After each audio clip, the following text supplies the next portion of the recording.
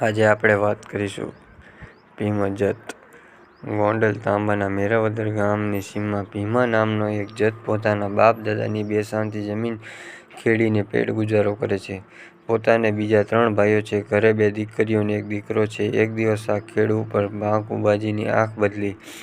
ભીમા મલેક મેરાવદરના ફોજદારે ધીરે ધીરે ડારા દેવા શરૂ કર્યા. ભાંકુબાજીએ સંદેશો કહેવરાયો કે શું કહેવરાયું છે સાહેબ? ભીમા જતે સલામ કરીને પૂછ્યું. કહેવરાયું કે 2 સાંતીની જમીન ખેડો છો તે છૂટી જશે પણ કાંઈ વાંક ગુનો? 12 વાટિયાને તમે રોટલો આપો છો. ફોજદાર સાહેબ અમારા સુવાણે રોટલા નથી આપતા પડતે છે. કાલે ઉઠીને કાકાઓ મેરવદરને ફૂંકી મારશે જાણો છો અને ખેડૂના સાંતી છોડાવે છે ત્યાં તમે આડા માર ઝીલવા નથી આવતા. વસ્તીને માથે એક કોરથી 12 વાટિયા આદુ આવે અને બીજી કોરથી તમે. ભીમા જતનો જવાબ ફોજદારે ગોંડલ પહોંચાડ્યો. એ વાંચીને ભાંકુબાજીને રૂંવે રૂંવે ઝાળ લાગી. 100 મકરાણીનું થાણું મેરવદર ગામના ટીંબા સાથે મોકલાવી દીધું અને હુકમ લખ્યો કે 12 વાટિયાને આશરો દેવાના ગુના બદલ ભીમા મલેકની મેરવદર ખાતેની 2 હાથી જમીન ખાલસા કરવામાં આવે છે. સાંભળીને ભીમો ઘડીવાર થંભી ગયો. અમારો 4 ભાઈઓનો જુવાર બાજરીનો ઓછો જાડો જે રોટલો હતો તે પડાવીને ભાંકુબાજી ગોંડલના રાજમહેલમાં હવે દૂધ ચોખા સેદાવે જમશે એટલે બોલીને એણે 4 ગમ આંખ ફેરવી અને ભીમા મલેક ગામ લોકોને ભેળા થઈને પોકાર કર્યો. મેરાવદરના માથે 100 મકરાણીનું થાળું બેઠું તારે એકને ભાગપે આખા ગામની બેડલી બુડી. ભીમાના દિલમાં કારમો ઘા વાગી ગયો. 4 ભાઈઓ મળીને બહાર નીકળી જવાનું પરિણય કર્યું. પોતાના ઘરમાં નાથીબાઈ નામે જતાણી છે જઈને પોતે એને પૂછ્યું તારી શી મરજી છે જતાણી? મરજી બીજી શી હોય? જુવાન જતાણીએ છાતી કાઢીને જવાબ દીધો. ભાંકુબાજીને હારે ભરી પીવો અને તું હું મારા ભાઈ પાસે ભોગાડ ગામે જઈને આ છોકરા મોટા કરીશ. ગોંડલની ફોજ કનડશે તો મને હથિયાર વાપરતા ક્યાં નથી આવડતા. ઠીક ત્યારે અલ્લાહ બેલી અમારી ચિંતા ન કરજો સાહેબ ધણી તમને ઝાઝા જશે દેવરાવે. ભીમો દેખાવે ભારી રૂડો જુવાન હતો.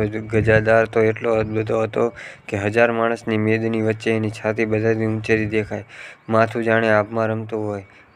આવ ભવાજાળા આંખો કાળી ચમકતીને ઠરેલી અને જોરવાળા ચહેરાને ફરતતી કાજળ ઘેરી દાઢી મૂછ એકવાર જોયા પછી કદી ન ભૂલાય તેવો મહોરો બતાવતી હતી.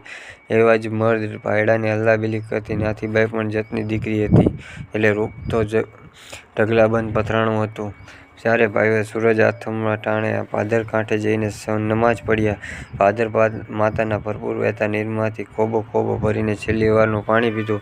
પોતાની 2 સાંતીની સીમ હતી તેમાંથી ચપટી માટી લઈને માથા ઉપર ચડાવી ભીમો બોલ્યો કે માતાજી તે આજ સુધી અન્ન દીધા અને ભાદર માતાએ પાણી આપ્યા.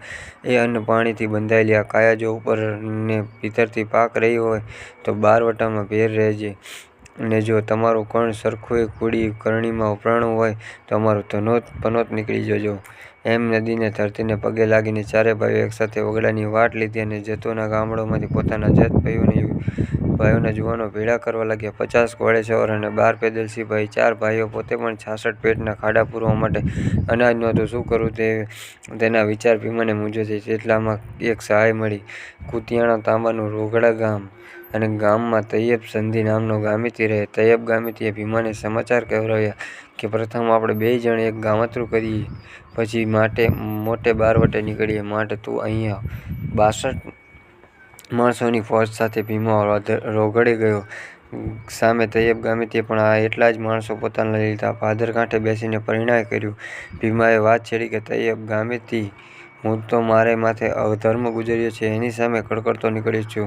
મારી લૂંટફાટમાં પણ હું ધર્મને પગલે હાલવા માંગુ છું પણ તમે ખાનદાન રહેજો એટલું કહી મેલું છું. એવા સોગંદ ઉપર કસુંબા લઈને બંનેની ફોજે જૂનાગઢની ગીરનું દોણ ગામ ભાંગી લૂંટની ઘાસીઓ બાંધી. તૈયબ કહે કે ભીમા મલેક અમે ભાગીને ચટ ઠેકાણે થઈ જઈએ. તૈયબ ગામેથી ભીમા મલેકને કહ્યું ભીમાથી કાંઈ કેમ ભગાશે તો જૂનાગઢવાળા કહેશે કે ભીમાની જનતા જતાણી નહીં હોય ત્યારે જૂનાગઢને ખબર દઈએ કે જેને આવવું હોય તે ખુશીથી આવે અને વાર આવવાની વાટ જોઈએ. એ રીતે જૂનાગઢ સરકારને સંદેશા દેવરાવ્યા. 3 દિવસ સુધી ધજા ચડાવીને રોજની 84 જમાડી. રોજ રાત બધી દાંડિયા રાસ રમ્યા. ચોથે દિવસે પડા ઉપાડીને ચાલતા થયા. ત્યાં જૂનાગઢની વારના ભાલા ઝબક્યા. તૈયબ ગામિતે કહ્યું, ભીમા મલિક, તમારે વાંકે આ વાર હમણાં આપણને અંતર્યાળ જણાવશે. હવે શું કરવું? ભાગી નીકળાય તેમ નથી. શત્રુઓ લગોલગ પહોંચ્યા છે. મારો વાંક હોય તો તમે કહો. કેમ કહું તૈયબ ગામિતે? ત્યારે તમે ઊભા રહીને વારને ઠોઈ રાખો, ત્યાં હું માલનો ઉવાડ કરી નાખું. ભોણે ભીમડે કહ્યું, ભલે. ઘરેણે લુગડે લાદેલ સાંઢિયા અને ઘોડા હાંકીને તૈયબ રોગડે આવ્યો. રોગડામાં માલ સંતાડીને પોતે જૂનાગઢમાં બેસી ગયો અને નવાબના કાનમાં વાત ફૂંકી દીધી કે 1.5 ગામ તો ભીમડે ભાંગ્યું છે. આ બાજુ ભીમો જૂનાગઢની વાર સામે ધીંગાણા કરતો હતો. તૈયબને સારી પેઠે ભાગવાનો સમય આપતો ચાલ્યો આવે છે. આગળ પોતે છે ને પાછળ જૂનાગઢની ફોજ, એમ કહેતા ગાધકડાની સીમ સુધી પહોંચાડી દીધા અને બંને ફોજની ભેટ ભેડા થઈ ગયા. ભીમાભાઈ, નાનેરા ભાઈ હસન મલેકે તલવાર ઉઠાવીને રજા માંગી. આજ હવે મારો વારો છે, એમ બોલીને 3 જૂનાગઢિયા યોદ્ધાની સામે પોતાનો એકલો ઉતાર્યો અને 15 શત્રુઓને ઠાર કરી પોતે મર્યો.